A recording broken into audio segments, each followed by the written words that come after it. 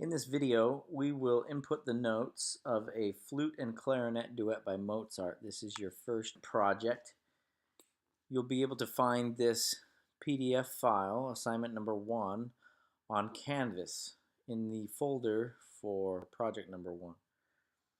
We will go over the basic document setup using the setup wizard in Finale. This will include the layout of a score.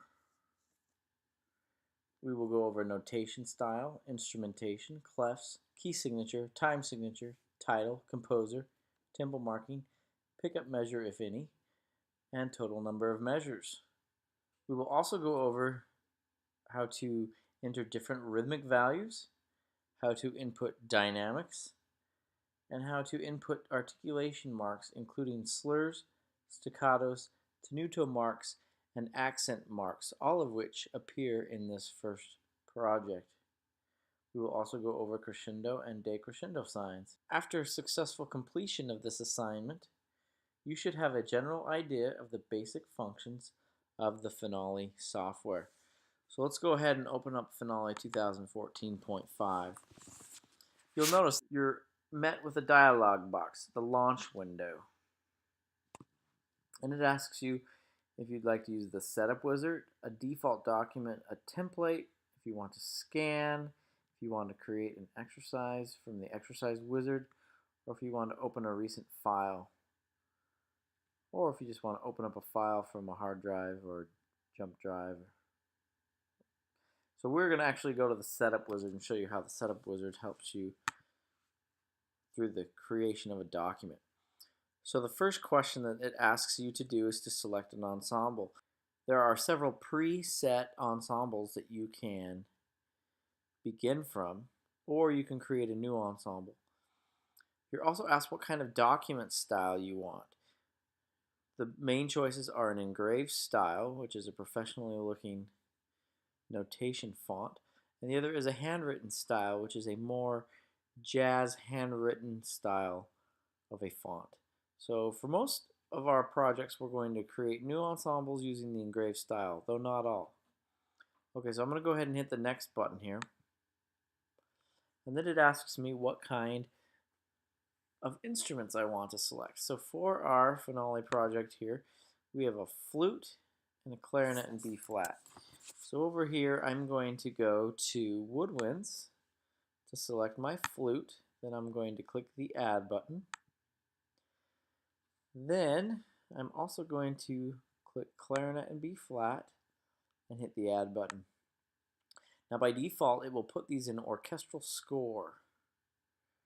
If I wanted to move them and change the order, I could using those up and down arrow buttons. Okay, now I'm going to go ahead and hit Next. The title of this is 12 Duets K487 number 1. K is a catalog number for Mozart's work. Cataloger was Kerschel. The composer is Wolfgang Amadeus Mozart. The other fields I'm going to leave blank for this project. I'm going to go ahead and hit the Next button. Okay, next I need to look at my time signature. My time signature is 2/4. So I'll select 2/4. My concert key signature. Well, my flute is in concert key of G major. So I can click and drag this slider to get the correct key signature for my piece. I don't have an initial tempo marking on this piece. If I did, it would show up right here.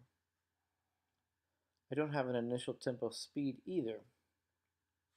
I do, however, have a pickup measure of 1/8 note. So I'm going to click the box for specify pickup measure, and I'm going to click the 1/8 note as my pickup measure. I can scroll through here and see that I have 26, 27, 28, 29, 30, 31, 32 measures in this example. So I'm going to change the number of measures to 32. I'm going to click Finish. And Finale does its thing, and it lays out all my score. It's a completely blank score that I now can fill in. Now is a great time to save your Finale document. Save early and often. So I'm going to call this project number 1, and then I'm going to put my name.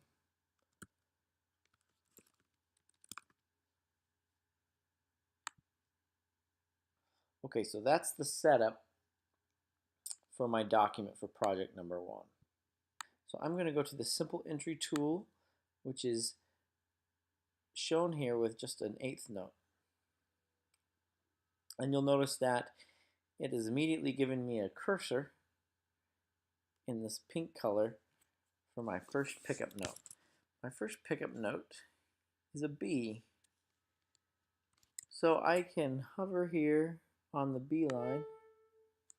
Oh, and see, what do you know? I missed it. I clicked on an A. Well, I could hit delete and re-put in that B. Or, if I did hit the A by accident, I can just hit my up arrow and it will give me the correct note. And I can keep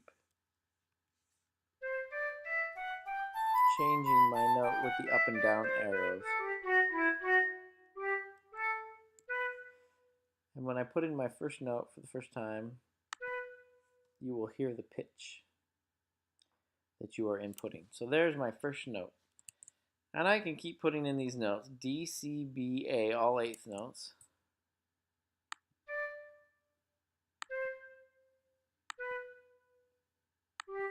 Oops, I hit a G. I'm going to hit my up arrow to get the A.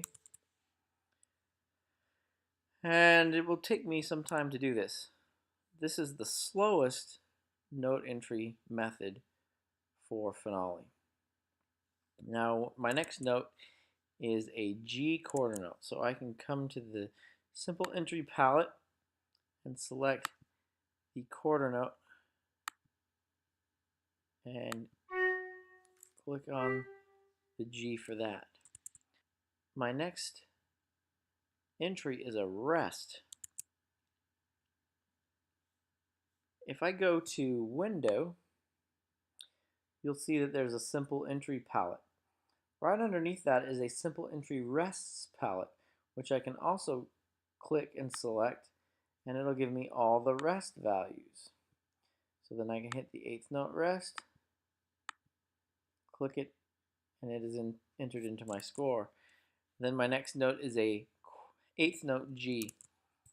So I can click back on the 8th note, click on the G, and enter my note. So this is simple entry. And while it is simple, it is very slow. We're going to teach you some of the shortcuts to make it faster. And we're going to teach you other methods of note entry as well. So once I've entered the next note, the A, 8th note, I'm going to hit my right arrow key, and you'll see it's given me a note head with a cursor line.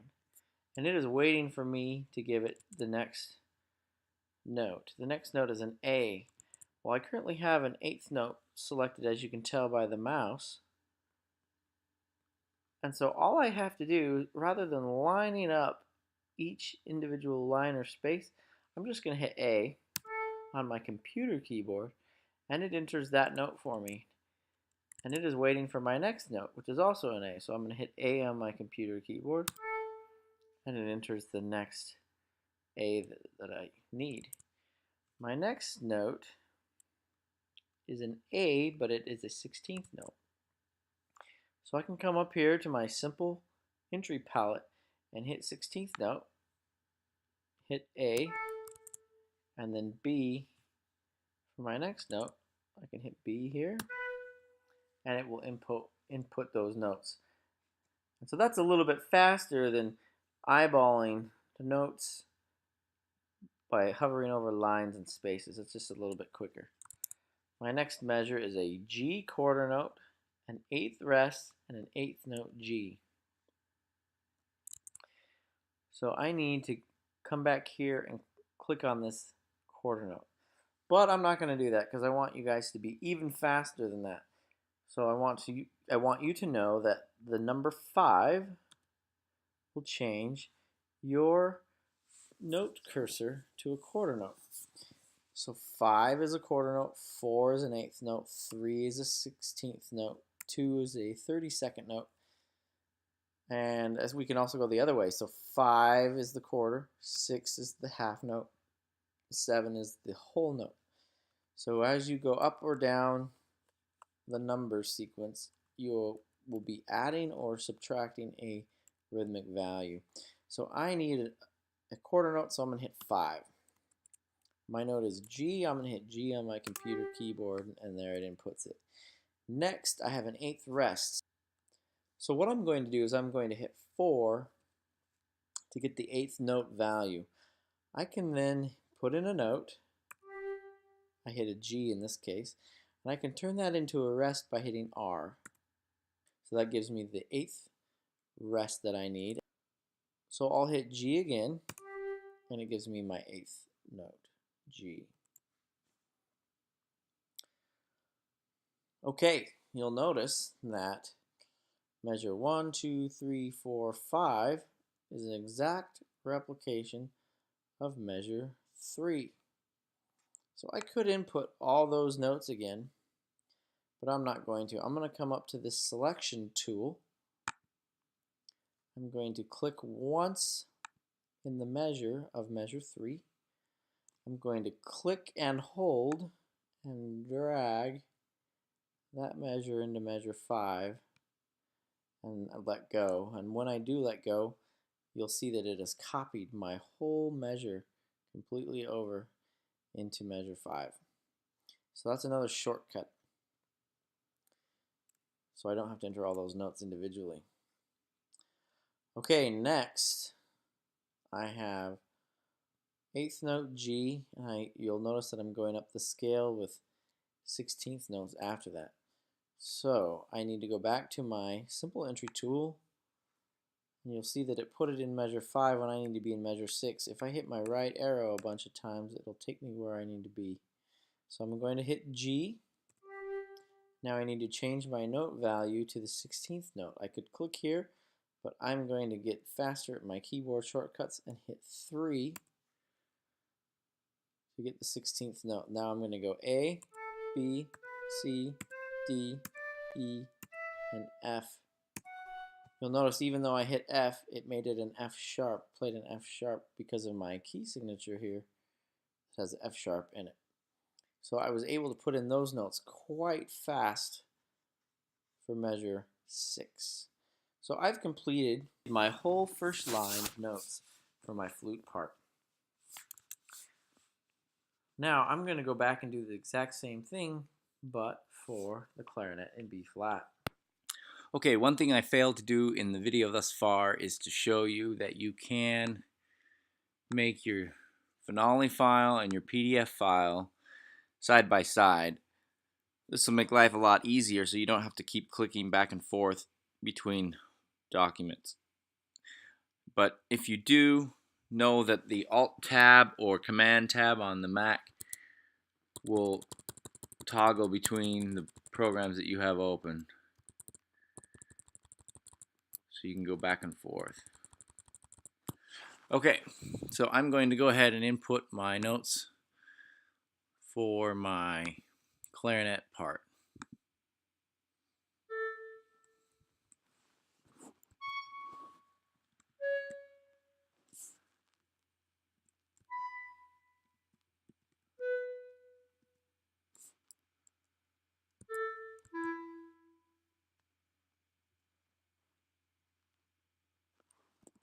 Five for quarter note, 4 for 8th note. I can hit 0 and it'll put in a rest. 5 for quarter note, 4 for 8th note, 0 for rest.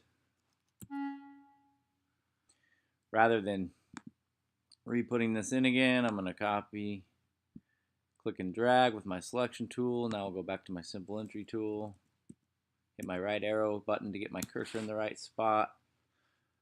C. Oops, I accidentally hit an F, but I can instead hit R for rest. It'll turn that into a rest. Half note 6.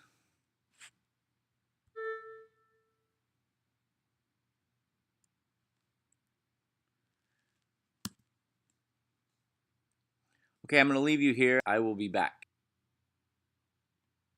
Okay, here I'm going to hit a tie, T for tie.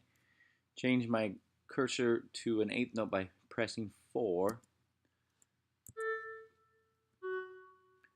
5 for quarter note, B.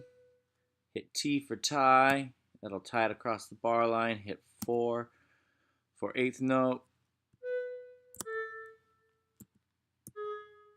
T for tie. 4 for eighth note.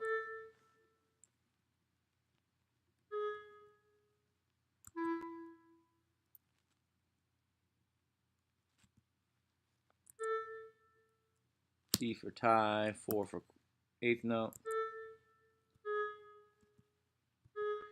Now I need a natural. I hit a G and it's just giving me a sharp because of the key signature, so I hit N for natural.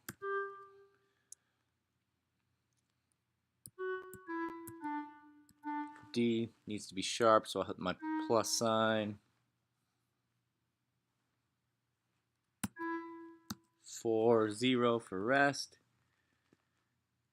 A, C, B, A, E.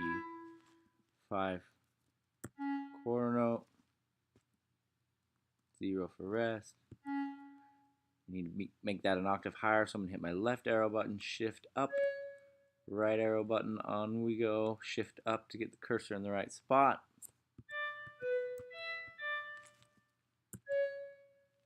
4, 0 for rest.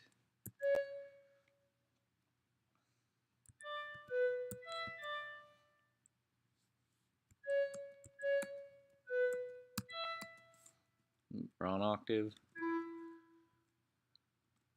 5 for quarter note. 4 for eighth. 0 for rest. Wrong octave. Shift down arrow button.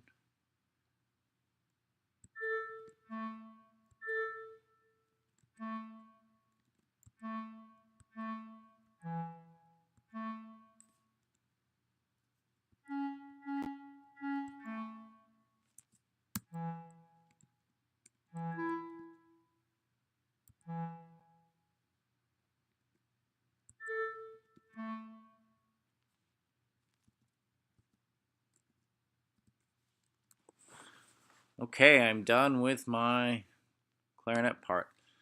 I'm going to hit my selection tool here, hit and double click this measure and hit delete to get rid of that last measure. Now I'm going to go back and finish my flute part notes.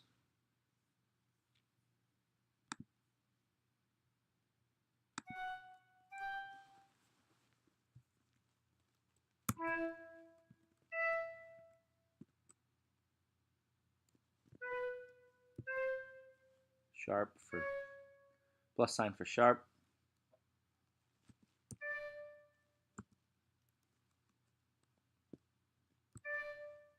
3 for 16th notes.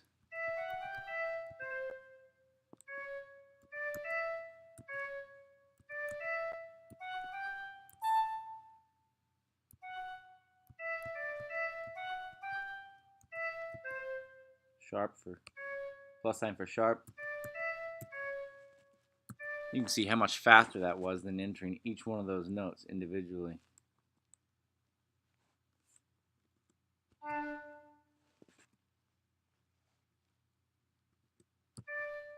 Period for dotting the note. 4B. 5E. Period. 4D. 5C. Dot or period for the dot. 4A. 5D. Period. 4C. 5B. Period. 4G. T for tie across the bar line. 5C, 4B, tie across the bar line, T for tie. 5A, 4G, 5D, left arrow shift up to put that up an octave, right arrow 4-0 for the rest, shift up arrow to get my cursor in the right place, B, D, C, B, A, 3 for 16th note, G, A, B, C, D, E, F, sharp, G, 6 for half note, F sharp, 3 for 16th note, G, A, B, C, E, B, A, G, 6, F for F sharp, 4, G, 0, D, 0, C, 0, A, 0, 5, G, 4, 0, D, 4, G, G, G, D, B. Oh, need to go up an octave. Really quick, you'll notice that the color of the finale note turned yellow. That's because that note is typically out of the range for the clarinet player, so it will color your note head a different color just to let you know, hey, that's probably not an easily played note for the clarinet.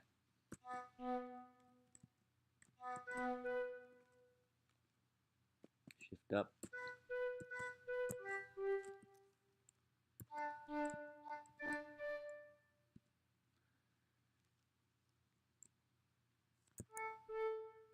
Oops, it needs to be a 4. Hit delete, right arrow, dot it with a period, 3 for B, and 5 for G, 4 rest, oops, 0 for rest, 0 for rest. Again, it's going to give me another measure, which I don't need, so I'm going to hit this selection tool, double click, and hit delete. So now my notes are all in, but I'm on 2 finale pages, which we don't want, and things are a little different than our score layout, so we're going to fix that really quick. Okay, so far, everything except for our pickup measure is on the correct line. Let's keep going here. Okay, here we have measure 20 starting out a line, and here's measure 20 here. So if we just, with our selection tool, with the arrow, select that measure, and hit our down arrow button, it's going to kick it to the next system. So now we're matching there. But here we have measure 26 starting the next line, and we have measure 26 right there. So we're going to hit the down arrow, and it's going to kick it to the next system. So now we have all of our systems starting with the correct note, except for a pickup measure right here. And to do that, we're going to select the measure tool. We're going to come up to the plugins menu. We're going to go down to measures, and we're going to select split measure. It's going to say, where do you want to split the measure? We want to split the measure after 1.5 beats. We want an invisible bar line, and we want to move the second part of the split measure into the next system. So we just hit OK. It'll give us this partial measure selection, and we say continue, and it does exactly what we wanted it to do. You'll notice that it split the measure, kicked the next one into the next system. So great, that's done. So now all of our systems line up, but we still have one system over on the next page. Well, to fix that, we're going to go to the page layout tool, and in the page layout menu, we're going to come down to space systems evenly, and it's going to give us the option to distribute systems and place 5 systems on each page. We're going to go ahead and hit OK, and our page layout has done just that. We have all 5 systems just like our original document. Alright, now we need to add some articulations and clean up our score a little bit. So we're going to learn about the articulation tool a little bit in this video. We have an articulation tool which looks like a whole note with an accent over the top of it. When you click on that tool, you engage a cursor with a little note. You'll notice the cursor has an arrow. That arrow will point to which note we are assigning the articulation. We need to assign a staccato to our first note. So we're going to double click, and it's going to open the articulation selection dialog box showing the staccato. You'll also notice that in the right hand corner it has an S. That is a shortcut key. So I could just hit select and it will assign a staccato to every note that I do this to, but it's quite slow. So that S shortcut key is faster. I just hold down S on my computer and hit and click, and it will assign that S, that staccato, to every note that I click while the arrow is pointing at it. But there's an even faster way. I can hold down my S on my computer keyboard. I can click, hold, and drag a box around all the notes that need a staccato.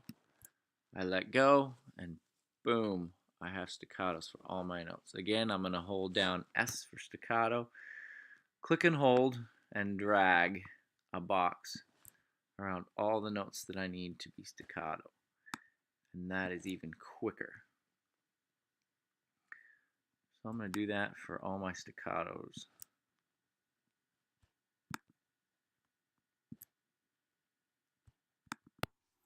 Okay, so I have all my staccatos in. Now I'm going to add all the other articulation marks. You'll notice in measure 2 here we have a tenuto marking. It's a long dash underneath the note, which means to hold the note its full value, or in some cases to give it a little bit more of an accent. That is also going to be in my articulation tool. If I click and my articulation selection dialog box opens up, you'll see that it is right here. We'd expect to see a T as our shortcut key, but T was taken by trill. So the second letter in the word tenuto is E. So we have E for tenuto. So that one's a little bit trickier to remember. So I'm going to hit select, and it goes ahead and puts that tenuto marking in. So E for tenuto, click, E tenuto. I'm going to go ahead and put all my tenuto marks in there. Okay, so that's all of my tenuto marks. Now I'm going to go ahead and do the accent marks. And you guessed it, the abbreviation for an accent mark is A for accent. So I can hold down A, click a box, get 4 for 1 there. A, click my box, get all my accent marks put in there. Alright, I think that's all of my accent marks. Now I'll talk about the crescendo markings. The crescendo markings are located in the Smart Shape tool. The Smart Shape tool looks like a crescendo marking with a slur on top of it. And then it will give you this dialog box where you can select different tools. So the crescendo that happens here in measure 6, I'm going to put that in my score by double clicking and holding and dragging all at the same time. Double click, hold, drag to the right, and I get my crescendo marking. You'll notice that there's a bunch of handles. The square handle allows me to click, hold, and drag and move that positioning of that crescendo mark. I can also fine-tune that with my arrow keys to get that exactly where I want it to be. These other diamond shape handles allow me to alter the length, and then this diamond will allow me to alter how hungry the alligator mouth of the crescendo marking is. I'm just going to go ahead and leave that as is. Alright, you'll notice in measure 19 we have a decrescendo. So I'm going to do the same thing. I can double click, hold, and drag to the right to get my decrescendo marking. Again, I can position that with either my mouse or my arrow keys. But I didn't have to actually select the decrescendo tool. I could have stayed on crescendo and just put it in backwards, going the opposite way. So that's a little bit of a time cut for you there as well. While I'm in the Smart Shape tool, I'm also going to show you slurs. If we select the slur tool, we have a lot of two-note slurs on our first line. We have one there in measure 3, measure 5. Two-note slurs are quite easy to put in. You just make sure that you select the note head where the slur will start and double-click the note, and it will put in a two-note slur. So two-note slurs go quite quickly. Measure 7. Now you'll notice in measures 9, 10, and 11 we have slurs that take in 8/16 notes. So we need to double-click, hold, and you'll notice that the note head has a gray box around it, showing that we have selected that to be our note. As we drag our cursor to the right, that gray box will move. And once the last note of the slur group is highlighted, we will let go, and that's where our slur will terminate. And I'll do that again. In measure 10, I'm going to double click, hold my mouse on the first note head, and I'm going to drag to the right to the last note of the slur. I let go and my slur is terminated. So that is how fast you can put in those slurs.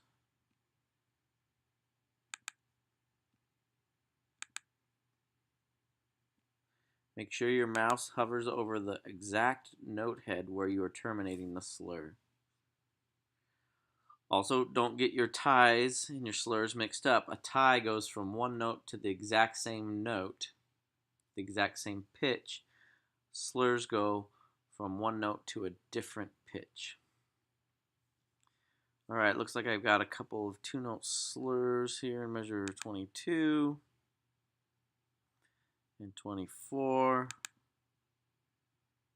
And there, the second to last measure has a two-note slur. Alright, that should do it for my slurs. Now I want to go over the expression tool, which is where I will enter my dynamics. It is represented with a mezzo forte, MF logo there. Now just like the rhythm, the dynamics have their own number shortcut key. And to show you that, double click and open up the expression selection dialog box. You'll notice that forte has a shortcut key of the number 4, and piano has the shortcut key of the number 7. So each gradation of dynamics has an increasing or decreasing number of a shortcut key. For this example, we're only going to be dealing with piano 7 and forte 4. So here we want a forte, so I double click that through the expression selection dialog box. But that was a mistake because I need it to be assigned to both staves. So I'm going to hold 4, click my mouse, hold my mouse, drag my mouse. There we got it. And I'm going to sing with 7 for this piano marking. No, there's one dynamic marking in line 2 on measure 8. So I'm just going to hold 7, click. On line 3, I have a forte and soprano there. Oops, wrong number. 4 for forte. And I have a forte right there on the clarinet part. In measure 20, I'm going to hold 4. Click, drag, hold. And in measure 26, I'm going to put in my piano marking. 7. Click and drag my box. So there are my dynamics entered in. So one last thing I'm going to do to clean my score up a little bit is I'm going to take my selection tool here. I'm going to click where it says subtitle. I'm going to hit my delete key. I'm going to click where it says arranger and hit my delete key because I don't need those things. I don't need to worry about this word score because that will not print. And now I'm done. Just real quick, you can also go to print your file. You can print each individual part or your score. For this example, I'm going to print my score. I can hit OK. Now I can print that to my printer if I wanted to for some project I was working on, but I can also save it as a PDF. Just wanted you to know about this function in Finale and where it is. So you can't save it as a PDF until you go to the print dialog box. Some of you on a PC can do that if you have a particular plug-in piece of software. There's one called Qt PDF Writer that'll allow you to do it straight from your file menu, but for most people you'll have to go to the print dialog box and go to save as PDF there. Now I'm going to show you how to put in this repeat sign. Oddly enough, there's a tool called the repeat tool, and you'll notice it here. Also, when you select a tool on the toolpad here, it will also display at the bottom of the document what tool is selected, and it will also give you a menu for that tool. I'm going to simply double click. I need a forward facing repeat sign. I hit select, and my repeat is placed in my score for me.